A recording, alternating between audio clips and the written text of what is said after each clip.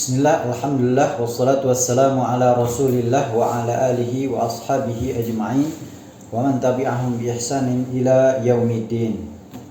Sahabat Tibun Nabawi Klinik, rahimani wa rahimakumullah. Apa kabar semuanya? Semoga Allah subhanahu wa ta'ala senantiasa mencurahkan rahmatnya untuk kita semuanya, amin ya rabbal alamin.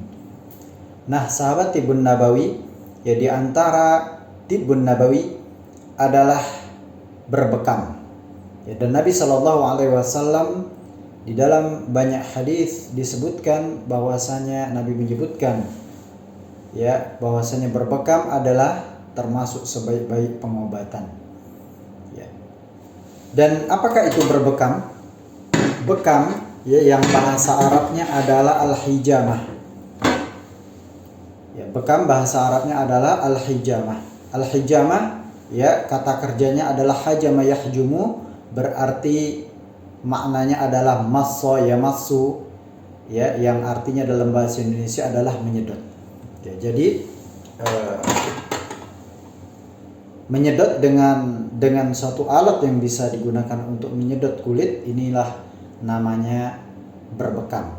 Ya, jadi berbekam itu tidak ada kaitannya, makna hijamah itu tidak ada kaitannya dengan apakah itu dengan ditoreh ataukah tidak ditoreh, ataukah itu dilensing ataukah itu dilukai. Ya, jadi sebuah kesalahan tatkala seseorang mengatakan kami ini namanya hijamah bukan bekam dengan alasan kami menggunakan torehan sehingga namanya adalah hijamah. Ini adalah suatu kesalahan dalam terminologi bahasa, karena hijamah itu ya maknanya adalah menyedot. Oleh karena itu di dalam hijamah itu ada hijamah yang atau bekam kering ya, dan juga bekam basah. Demikian pula terminologi bahasa Inggris, hijamah itu disebut dengan cupping terapi ya, atau ada namanya dry cupping dan ada yang namanya wet cupping terapi. Ya.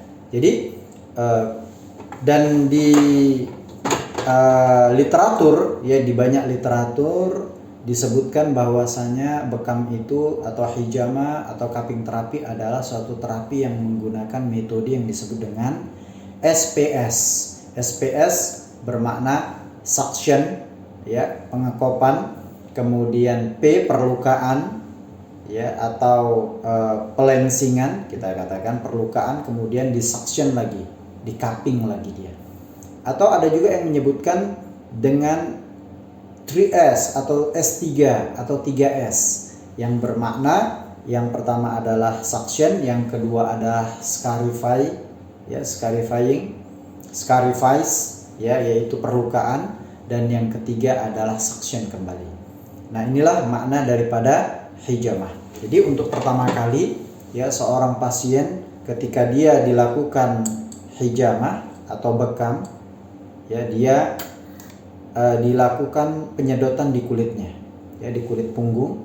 Nanti ada titik-titik hijamah, ada yang di atas kepala disebut dengan umumurith ya, ada daerah akhda'ain yaitu di leher belakang yang bagian kanan dan bagian kiri, kemudian di cervical 7 atau di sini disebut dengan titik kahil ya, atau juga disebut dengan bainal katifain ya, kemudian di warik.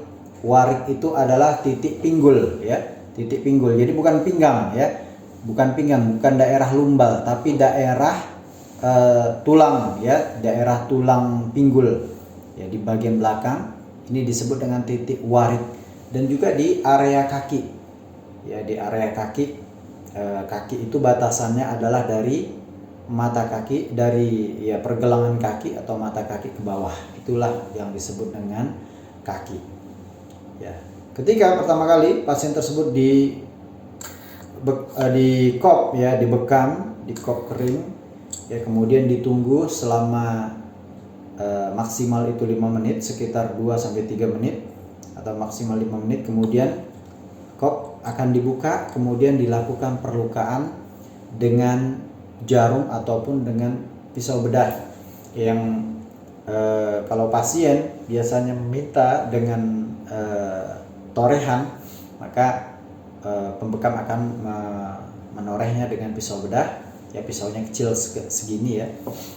Kalau biasanya, kalau tidak ada permintaan, biasanya akan dilakukan dengan jarum ya, dengan jarum yang biasa untuk mengambil gula darah ya, di gula darah, dan ini ringan sekali insya Allah. Nah ketika setelah tadi yang pertama kali disuction, dihisap ya, maka akan timbul yang namanya rasa kebas ya. Kemudian segera si terapis akan membuat perlukaan dengan tusukan jarum ya, yang sangat nggak dalam sih, sedikit aja ya, untuk sekedar memberikan perlukaan sehingga darah bisa keluar ketika dilakukan kop yang kedua kalinya. Nah setelah dilakukan kop yang kedua kalinya, maka darah akan keluar ya. Terkadang ada juga darah yang tidak keluar ya, mungkin karena orang tersebut ya masih merasa takut. Oleh karena itu ketika dibekam diharapkan rileks, dan kalau memang kurang minum ketika bekam boleh berminum ya, boleh sambil bekam sambil minum untuk mengisi kecukupan cairan di dalam tubuh. Nah setelah itu kop akan dibuka dengan perlahan, dan sembari cairan tubuh yaitu berupa darah juga plasma yang lainnya ini akan dibersihkan dari kulit tubuh si pasien tersebut. Kemudian luka bekam akan dibersihkan ya dengan betadine ya, dengan kasa steril ya, dan selesai bekam. Dan nanti pada satu titik bekam, pada satu kali sesi bekam, bisa saja titiknya itu boleh 1, boleh 3, boleh 2, boleh 15, boleh ya. Ini nggak masalah, nanti tergantung dari kondisi si pasien. Biasanya kalau untuk pertama kali bekam akan diberlakukan ya sekitar 5-7 titik ya, atau tergantung kondisi. Kadang ada 1-2 yang mungkin bisa saja ya mungkin dia misalnya 1 titik saja gitu, atau berapa titik saja, atau mungkin dia sudah pernah bekam sehingga dia biasa, saya biasa 15 titik ya, nggak apa-apa, bekam aja 15 titik. Nanti bisa dikomunikasikan dengan pembekamnya.